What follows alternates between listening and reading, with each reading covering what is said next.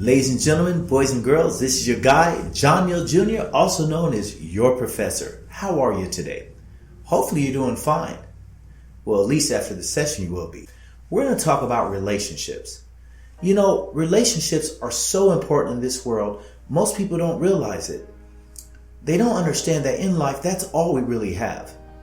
And I don't want to say that in a negative way or put a negative light to it. But when we have meaningful relationships, it just makes our life a lot better. When we go encounter our friends, family members, or anyone, if the relationship is positive and there's no friction, things are usually a lot more positive. First thing I think we need to do when having a relationship is be open to listening. I think a lot of people don't realize that this requires more than what they think. And we need to listen to people because when they're talking to us, they're trying to get a message across. I've never heard someone listening to someone or trying to say something to someone and without the intent of them not hearing what they're trying to convey.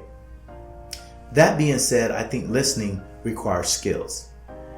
If you have the skills and you have that innate ability to sit there and hear what a person's trying to say to you, it makes you more valuable as a person. You know your friends that listen to you, and you know the ones that don't. Which ones do you want to be around more? Well, I know which ones I want to be around. So listening skills, yes, it does take practice, but just try it and see where it takes your relationships.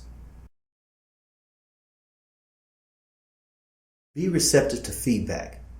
When someone's trying to tell you something in terms of your characteristics and things of that nature, you should sit there and listen to them. Hear them out and be receptive to feedback.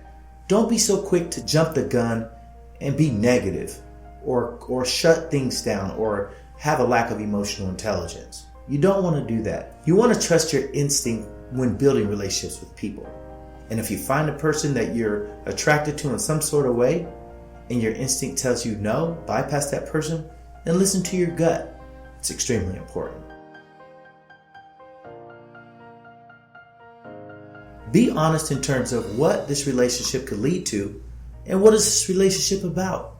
Also, you got to ask yourself, who is this person and who am I? Do our values align? And if your values do not align, chances are you probably shouldn't even try this relationship or try to establish something. You don't want to be friends with someone or befriend an individual if your values aren't in sync. How about look for the good in people? If you do happen to find someone you really like and you want to establish some sort of relationship, try to look for the good in them. And if you do have a negative situation that does occur, give them the benefit of the doubt. Why? Because it's going to make you strong and it's going to make the relationship a lot better. How about resolving conflict? Do relationships have conflict? Absolutely. All relationships have some sort of conflict. You always have to resolve that conflict. My mother used to always tell me, do not go to sleep angry. So if you have some sort of conflict going on, whatever it may be, deal with it. And don't go to bed angry. Ask for clarification within relationships. Ask for clarification means to ask the individual, what do you want from me? What's expected of me? And be clear about what you want from them. Say this in a positive way, a respectful way, to where people are going to be receptive to honoring each other's opinion or what they want. But this is needed in relationships. And if you're uncertain, deal with it. Put it on the table. Because if you put it on the table, chances are the relationship is going to manifest and it's going to have some sort of cohesiveness. Ladies and gentlemen, boys and girls, these are just basic steps in terms of how to improve your relationships. Please come back for more and thank you for tuning in to this session. This is your guy, John Neal Jr., also known as your professor.